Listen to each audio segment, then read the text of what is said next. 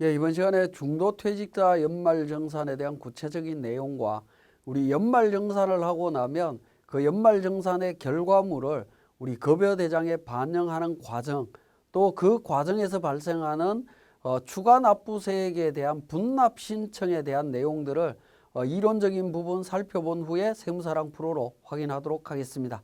자, 먼저 중도퇴직자 연말정산입니다. 교재는 127페이지가 되겠고요. 자, 내용을 한번 보시면 중도퇴직자의 경우에 언제 연말정산을 하느냐 하는 부분입니다. 자, 연말정산은 퇴직하는 달에 근로소득을 지급할 때 연말정산을 합니다. 자, 2020년도에 중도에 퇴직했으면 퇴직하는 달에 근로소득을 지급할 때 한다라는 거고요. 퇴사 시까지 발생한 특별공제나 특별세액공제, 공제는 가능합니다. 실질적으로 공제는 가능하지만 이게 실무상으로는 적용하지 않습니다. 대부분은 실무상으로는 적용 안 한다라고 보시면 됩니다. 물론 관련되는 정보가 있으면 공제를 하시면 돼요. 근데 관련된 정보를 알 수 없기 때문에 적용하지 않습니다. 근데 실무상으로 적용하는 부분은 특별공제 중에 건강보험료나 실무상으로 적용하는 부분 중에 건강보험료는 적용을 합니다. 자, 건강보험료, 그 다음에 고용보험료, 이 부분은 그러니까 보험료 공제와 관련되는 부분이죠. 그 다음에 국민연금 관련되는 부분, 이런 부분들은 적용을 합니다. 왜냐하면 급여대장상에 이미 반영이 되어 있는 부분이죠. 반영이 되어 있기 때문에 적용이 가능하지만 그 외에 보험료 공제라든가 보험료세액 공제라든가 의료비세액 공제, 신용카드 사용에 이런 정보들은 알 길이 없기 때문에 실무상 적용하지 않는다라고 보시면 됩니다. 그러면 적용하지 않은 금액은 어떻게 되느냐? 미공제 시에는 다음 해 5월 달에 종합소득세 과세표준 확정신고 때 추가로 공제 가능하다라고 보시면 됩니다. 추가 공제 적용할 수 있습니다. 자, 20년도 중도퇴직자는 이렇게 적용을 하시면 되는데, 자, 이 부분입니다. 21년도 1월 달부터 2월 달 사이에 퇴직자, 즉 20년도에 연말정산이 지금 진행되고 있는 과정 속에서 퇴사를 했다면 어떻게 되느냐 하는 부분입니다. 20년 연말정산은 21년 2월 달에 진행을 합니다. 진행을 하기 때문에 21년도에 퇴직하는 달에 근로소득을 지급할 때, 그죠? 근로소득을 지급할 때 21년도 1월 달부터 퇴직한 날까지 근로소득에 대해서 중도퇴직자 연말정산을 별도로 진행을 한다라는 겁니다. 별도 진행이 이루어집니다. 가끔씩 착각하셔갖고 2020년도 근무하던 직원이 2021년도 1월 달부터 연말정산 사이에 퇴직하면 중도퇴직자로 해서 연말정산을 정리하시는 경우가 있는데 2020년도 귀속분은 중도퇴직자가 아니죠. 아니기 때문에 연말정산은 완벽하게 진행을 해 주셔야 됩니다. 완벽하게 진행을 해 주셔야 되고 마찬가지로 2021년도에 중도퇴직자에 대한 연말정산이 이루어집니다. 그러니까 비슷한 시기에 전년도 연말정산과 당해 연도 중도퇴직자 연말정산이 두 번 이루어진다. 이렇게 이해를 하시면 되겠습니다. 자, 그 내용이 우리 교재 127페이지에 내용이 정리되어 있고요. 자, 그 다음에 131페이지에 연말정산 내용의 급여대장 반영과 관련되는 부분부터 먼저 살펴보도록 하겠습니다. 자, 급여는 1월 급여를 2월 10날에 이렇게 지급하는 경우가 있고요. 2월 급여를 2월 25일 날 지급하는 경우가 있습니다. 그러면 연말정산 내용을 언제 반영할 거냐 하는 부분입니다. 자, 1월 달 급여를 2월 달에 지급을 하게 되면 원천징수 신고는 어떻게 되죠? 원천징수 신고는 3월 10날까지 신고죠. 신고는 3월 10날까지입니다. 그죠? 3월 10날까지고 마찬가지로 2월 달 급여를 2월 25일 날 지급하면 신고도 신고도 3월 10날까지 신고하도록 되어 있습니다. 같은 때 신고를 하죠. 그러면 3월 10날까지니까 우리 연말정산 시기 나중에 또 설명을 드리겠지만 연말정산 시기는 2월 달 급여를 지급하거나 또는 2월 달 급여를 2월 달까지 지급하지 않으면 지급한 걸로 보고 2월 말까지 연말정산해서 3월 10날까지 신고하도록 되어 있습니다. 그러니까 같은 3월 10날까지 신고하는 부분이기 때문에 자, 요런 케이스 같은 경우에는 1월분 급여 원천징수액과 함께 연말정산 내용을 신고 납부한다라고 보시면 돼요. 자, 2월달 급여를 2월달에 준다. 즉 1월달 급여는 1월달에 주고 신고가 끝났다라고 하면 2월달 급여를 2월달에 줄 때 3월 10날까지 2월달 급여 신고하죠. 이때 2월달 급여와 함께 신고 납부합니다. 연말정산분을. 그죠? 자, 요 과정도 정확하게 좀 기억을 하실 필요가 있습니다. 그 내용이 우리 교재 131페이지의 내용이 있고요.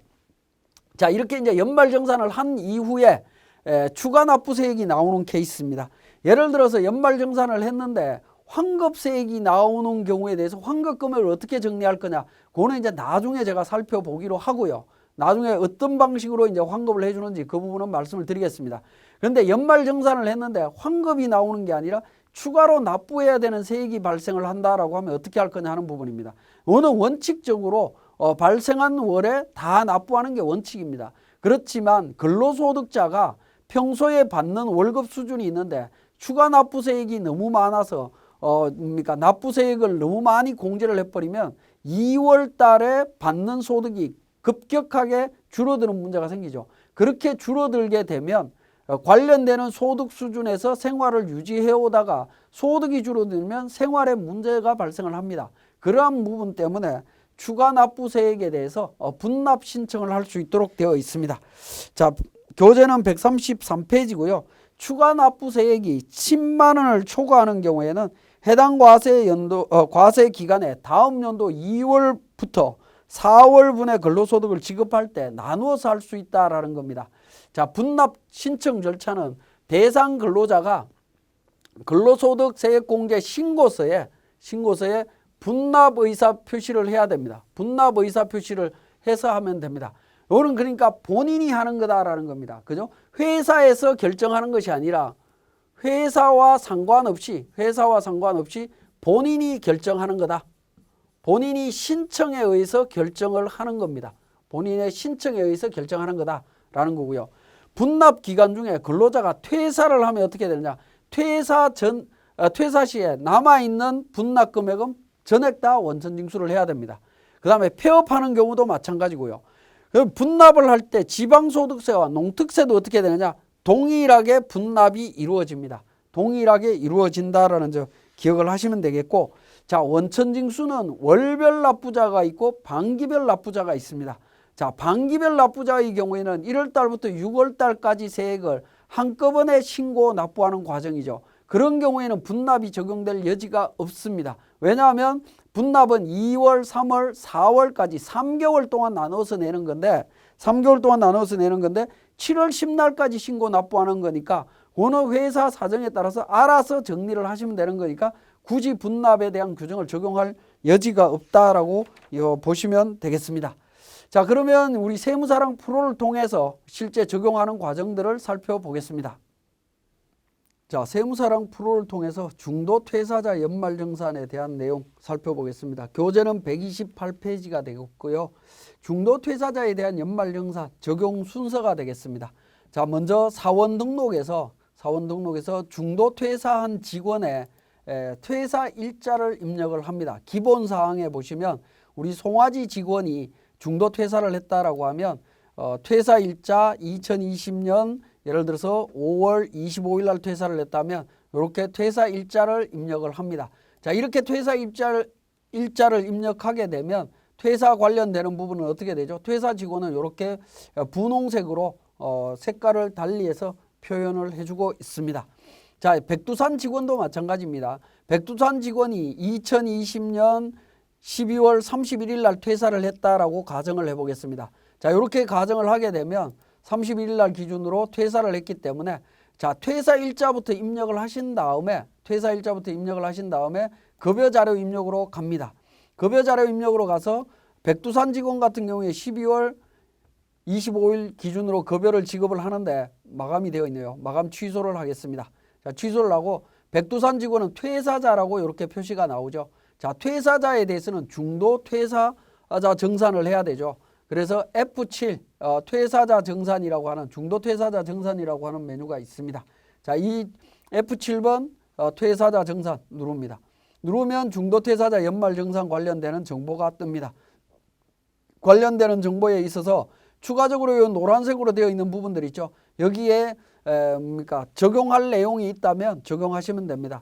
제가 중도퇴사자 연말정산과 관련해서는 국민연금, 건강보험, 고용보험 관련되는 부분만 자동으로 정리가 되고 나머지는 교육비, 의료비, 주택자금이나 신용카드나 이런 정보들은 우리가 내용이 없기 때문에 반영을 못한다라고 말씀을 드렸습니다. 그런데 관련되는 정보가 있다면 직접 여기에 등록해서 반영을 하시면 되겠습니다. 그래서 등록을 하신 다음에 일반적으로는 추가적인 사항은 등록하지 않겠지만 내용이 있다면 반영하신 이후에 급여 반영이라고 해서 급여 반영을 누르게 되면 어떻게 됩니까? 중도정산 소득세 환급 금액에 대한 정보들이 자동으로 반영된 것을 확인하실 수가 있죠. 그러면서 상당 부분 급여 자료에 중도정산 적용함이라고 표현이 나타납니다. 그죠? 그렇게 정리가 된다라는 거고요. 자, 다시 F7 중도퇴사자 관련되는 부분에서 관련되는 부분 다시 한번 보시면 하단 부분에 보시면 급여 반영이라고 했고요. 급여 미반영으로 표시를 하게 되면 반영이 지금 안 되고 있습니다. 그죠? 반영이 안 되고 있고요. 자, F7 중도퇴사자 정산 관련해서 급여 자료에 반영한다면 반영하시면 되고요. 연말 삭제라고 하는 부분은 정산했던 내용을 그냥 삭제하시면 됩니다. 삭제하시고 예를 들어서 그 직원 중도퇴사한 백두산 직원에 대한 재계산을 시행을 해 보겠습니다. 재계산해서 처리를 합니다. 그리고 급여 대장을 빠져나옵니다. 빠져나오고 다시 급여 자료를 입력을 해 보겠습니다. 자, 12월 달입니다. 12월 25일 날 해서 급여 500만 원 이렇게 등록을 합니다. 200만 원 등록을 하고요. 자, 등록을 하면 소득세 자동으로 계산이 될 겁니다. 자동으로 계산이 되는데 지금 여기서는 지금 계산이 지금 반영이 제대로 안 되고 있습니다. 반영이 제대로 안 되고 있는데 원래는 이 급여 재계산을 통해서 적용을 하게 되면 앞에서 이미 등록했던 내용들이 자동으로 반영이 됩니다. 그래서 새해까지 자동 계산이 이루어집니다. 만약에 이제 이루어졌다라고 가정을 하겠습니다. 요거는 이제 업데이트가 되면서 우리 프로그램에서 조금 미스가 난 부분인 것 같은데요. 원래 자동으로 반영이 되니까 그거는 추후에 업데이트 내용을 다시 한번 확인을 하시면 되겠습니다. 업데이트가 될 겁니다. 자, 23만 650원이네요. 자, 예를 들어서 12월 달에 정상적으로 급여를 입력을 했다라고 하면 23만 650원이 나올 겁니다. 23만 650원. 자, 이렇게 이제 반영이 되어 있겠죠. 그죠? 이렇게 반영이 되어 있는 상태에서 F7 중도퇴사자 정산이라고 하는 메뉴를 누르게 되면 나오게 됩니다. 여기에서 이제 중도정산을 하게 될 때, 퇴사월 소득세 반영이라고 하는 부분이 있습니다. 이 퇴사월 소득세 반영이라고 하는 메뉴를 누르게 되면 퇴사월 소득세, 지방소득세, 농특세를 주형 근무지 기납부세액에 합산 반영합니다. 예라고 누르게 됩니다. 그죠? 예라고 누르게 되면 추가납부세액과 관련되는 부분 확인하실 수가 있고요. 급여 반영이라고 누르게 되면 퇴사월에 대한 급여 원천징수세액 반영하고 하단 부분에 중도정산과 관련되는 추가납부세액까지 이렇게 정리되는 과정들을 확인하실 수가 있습니다. 자, 이 부분은 중도퇴사자 정산에서 퇴사월 소득세를 반영을 하나 안 하나 상관없이 맨 하단 부분에 있는 징수세액 금액은 변함이 없다라는 겁니다. 무슨 말씀이냐면 공제총액은 변함이 없다라는 겁니다. 우리 교재에 보시면 그 송아지 직원에 대한 부분 보시면 소득세 80% 지방소득세 반영된 부분이 있고요. 공제총액 마이너스 11,860원이 있죠. 자, 이 부분 중도정산을 하더라도 퇴사월 소득세 반영을 하지 않은 경우에도 공제총액은 동일하다라는 겁니다. 동일하게 반영이 된다라는 것을 확인하실 수가 있습니다. 자, 이렇게 이제 중도퇴사자에 대한 부분들을 정리를 했다라고 하면 F8 마감을 통해서 정리를 하신 다음에 우리 급여 관련해서 원천징수 이행상황신고서 작성을 해보겠습니다. 자, 12월 급여 관련해서 불러오기를 새로 자료를 불러옵니다. 그러면 중도 퇴사자에 대한 부분 67만 9,760원 추가로 납부해야 되는 부분 중도 퇴사자 내용 확인하실 수 있습니다. 물론 이제 송아지 직원에 대한 5월달 부분 급여도 있습니다. 5월달 중도 퇴사자 관련되는 부분 한번 확인을 해보시면 확인을 하게 되면 중도 퇴사자 1명 있고요. 마이너스 26만 1,200원 환급이 일어난 것을 확인하실 수 있습니다. 이렇게 이제 중도 퇴사자에 관련되는 정보들이 반영이 되고요. 자, 그 다음에 중도 퇴사자에 대한 원천징수 영수증과 관련되는 부분인데요. 자, 연말정산 관리에서 연말정산 추가자료 입력이라고 하는 메뉴를 한번 클릭해서 보시면 맨 왼쪽에 계속 근로자와 중도 총괄이 있습니다. 자, 중도를 보시게 되면 백두산 송아지 관련되는 부분이 중도 퇴사자로 이렇게 반영되어 있는 것을 확인하실 수 있죠. 연말정산 내용이 반영이 되어 있고요. 그 다음에 원천징수 영수증으로 갑니다. 원천징수 영수증에 가서 중도 퇴사자에 대한 부분 1월 달부터 12월 달까지 내용들을 조회하면 백두산 송아지 관련되는 원천징수 영수증을 확인하실 수도 있습니다.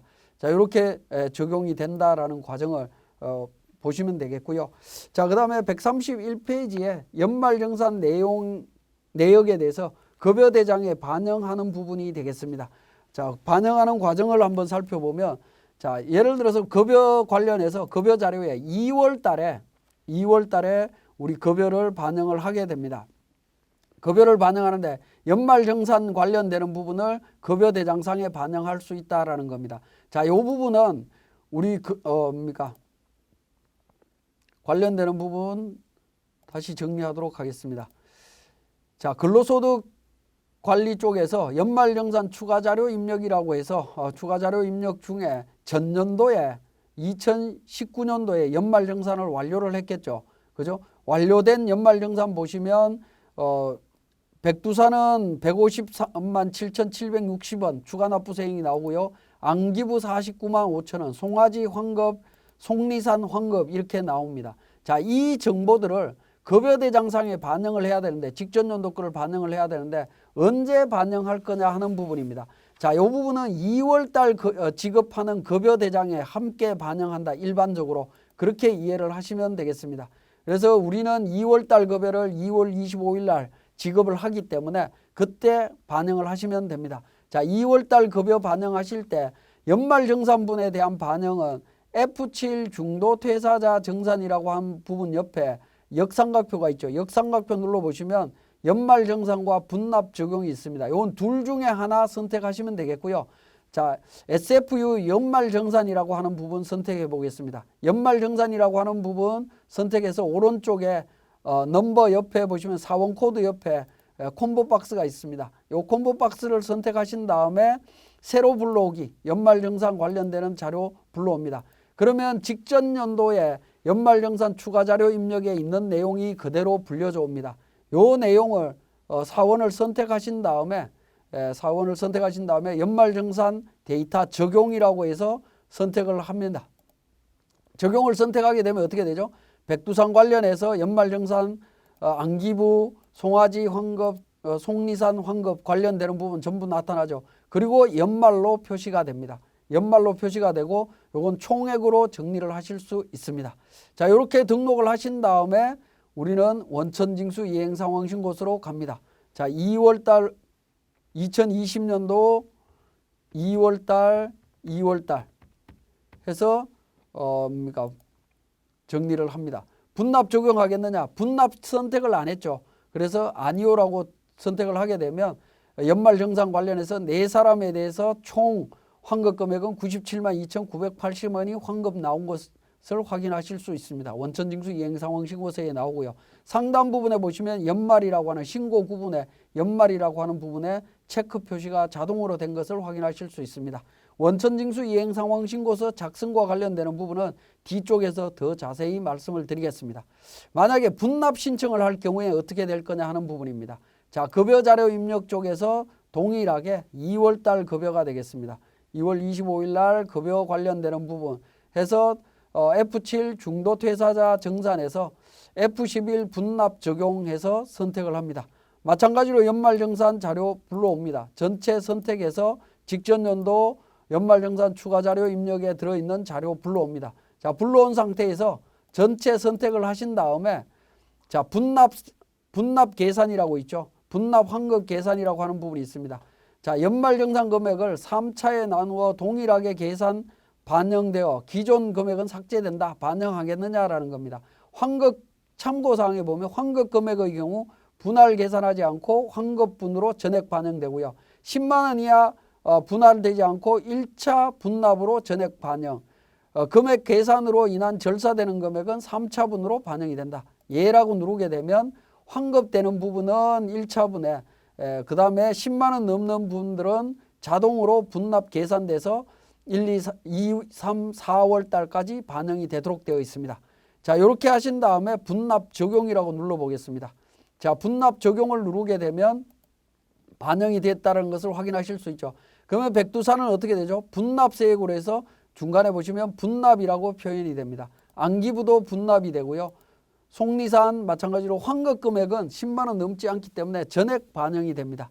자, 이렇게 이제 급여대장을 분납 처리하신 경우에는 분납 적용을 하신 다음에 자, 원천징수 이행상황신고서로 갑니다. 자, 2월 달 급여 처리를 합니다. 자, 2월 달 자료 불러오지 않습니다. 저장된 데이터 안 불러오고요. 연말정산 추가 납부세액 분납 적용하겠느냐라는 겁니다. 급여대장상에 분납을 적용을 했죠. 예라고 누릅니다. 예라고 누르게 되면 어떻게 됩니까? 연말정산 총 환급 금액은 순액으로는 97만 2,980원이지만 분납 적용한 사람은 135만 5,270원 분납했고요. 그래서 납부해야 될 금액은 환급 금액 232만 8,250원이 된다라는 겁니다. 그죠? 이렇게 분납으로 처리가 이루어질 수 있습니다. 이 경우에도 마찬가지로 연말로 표시가 됩니다. 자, 그러면 이제 분납이 이루어진 경우에 3월 달 급여 대장으로 갑니다. 자, 3월 달 급여 대장에 가서 처리를 하게 되면 자, 백두산 안기부 같은 경우에 분납세액이 있죠. 이 경우에 3월 달 급여 처리하실 때 F7 옆에 역삼각표를 통해서 분납 적용 금액을 반영을 해 주셔야 됩니다. 분납 적용을 통해서 반영을 합니다. 전체를 선택하신 다음에 분납 적용을 하시게 되면 분납 적용 정보가 반영이 되어 있습니다. 그래서 백두산 안기부 분납 금액이 반영이 되어 있죠. 그죠? 그래서 분납으로 처리가 된 것을 3월 달에도 처리된 것을 확인하실 수 있습니다. 마찬가지로 4월 달입니다. 4월 달도 분납 기간에 있죠. 분납 기간에 있기 때문에 이미 분납 금액이 4월 달은 제가 급여대장을 만들어 놨기 때문에 자동으로 반영이 되어 있습니다. 자, 그러면 원천징수 이행상황신고서 3월 달 원천징수 이행상황신고서입니다. 자, 3월 달로 해서 데이터를 저장된 데이터는 불러오지 않습니다. 자, 이렇게 정리를 하면 어떻게 되죠? 연말정산에 분납 금액, 납부해야 되는 금액 있죠? 그러니까 납부해야 될 금액 반영해서 원천징수 이행상황신고서가 자동으로 계산이 되도록 되어 있습니다. 그래서 우리 추가납부세액에 대해서 분납 신청을 하게 되면 급여 자료 입력에서 2월 달 급여는 그에 당연히 반영이 되어 있겠지만 3월 달 급여 같은 경우에 반영하실 때 조금 주의를 하셔야 됩니다. 3월 달에 자동으로 반영이 되어 주면 좋겠는데 자동으로 반영이 되지 않고 우리 F7 옆에 있는 역삼각표를 통해서 분납 적용이라고 하는 메뉴를 통해서 분납을 수동으로 지금 반영을 해야 됩니다. 자, 이 부분은 우리 세무사랑 프로가 나중에 업데이트하면서 2월 달 급여 신고할 때 연말정산 부분을 분납으로 신청했다면 급여 자료에도 자동으로 반영되는 기능을 도입해야 되지 않을까 하는 생각이 듭니다. 자, 지금까지 우리 급여 자료 입력과 관련되는 중도 퇴사자 급여 자료와 연말정산자에 대한 급여 자료를 반영하는 과정들을 정리했습니다.